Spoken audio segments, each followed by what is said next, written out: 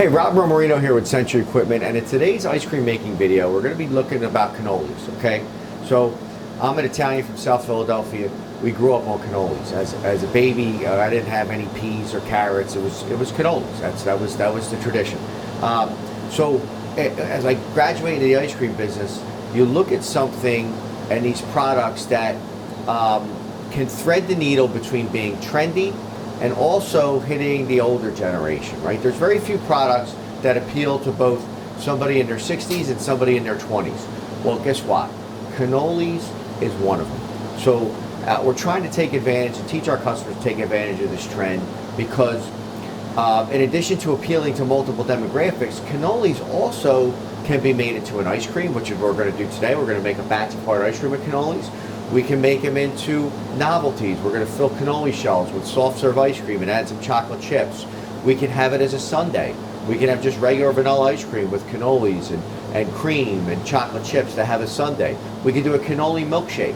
So there's not a lot of products out there that have universal appeal through all the demographics. Can be sold in both hard ice cream, soft serve, novelties, sundaes, milkshakes. And you know what? That also tastes good. Cannolis is one of them. So let's get started making our fresh cannoli homemade ice cream. I'm going to start with a 14% ice cream mix. All right. I flavored it with a little vanilla. I always like to put a couple ounces of vanilla because this is an unflavored base. If you watch our previous videos about making ice cream, you know there's a lot of different butter fats you can get into making the ice cream. There's 12, there's 14, there's 16. I like to settle in at around a 14% mix. We're going to shoot and target for like a 80% overrun. That's going to give us a nice premium ice cream. If you want to really turn it up a notch, you can go to a 16% butterfat mix, maybe a little less overrun, make it super premium. It's going to be heavy. But the ricotta cream is very thick.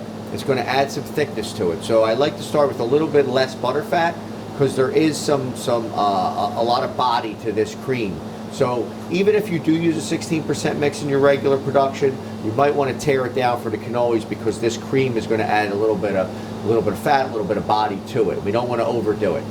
We want to make it decadent enough, but also light enough where people can eat it pretty often. So I'm using a cannoli cream. It's from Vaccaro's Desserts. It's from our partners at Balfour Farms who have provided this cannoli cream. They have all of these products available if you're interested. The cannoli cream comes to you frozen, comes in these little packs. I'm going to add 2 packs of the cannoli cream right into our mix. As you see it, I mean, it's awesome. It's got the chocolate chips in it. It's got the cream. I mean, you could literally just eat this with a spoon. It's absolutely fantastic and delicious. So I'm going to squeeze as much as I can into it. Put a couple packs there.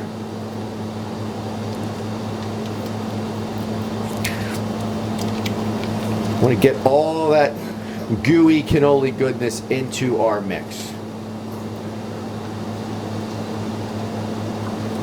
Okay, so now I'm going to, you could whisk this up with a whisk or you can use an immersion blender.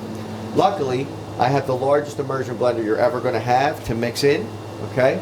So if you don't have something like this, don't worry, this is overdone, but we never know what we're going to be mixing here. Sometimes we mix cement and sometimes we mix ice cream, so we want to make sure we have the biggest immersion blender possible.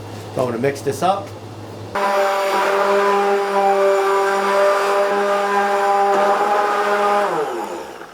So with our Commando 7000 here, after about 1 second of blending, we're pretty good. If you have a small immersion blender or even a whisk, once you defrost this cannoli cream, it blends very easily.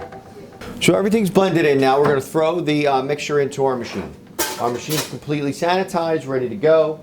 Everything locked. Rule number 1, if you ever got trained by us how to make ice cream, rule number 1, always have a bucket here. So we're going to put our cream. See, it blends very nicely. Cream mixes in with the cannoli cream mixes in with the ice cream very well. The chocolate chips do get blended up a little bit with the immersion blender. That's why I'm going to add chocolate chips post-draw, so we get that whole chip in there. We're all filled up. I'll turn our machine on. I'll run it for its first batch of the day, so I'm going to run it about 8 minutes. Get our RPMs around 180 on our machine. That's kind of a medium speed.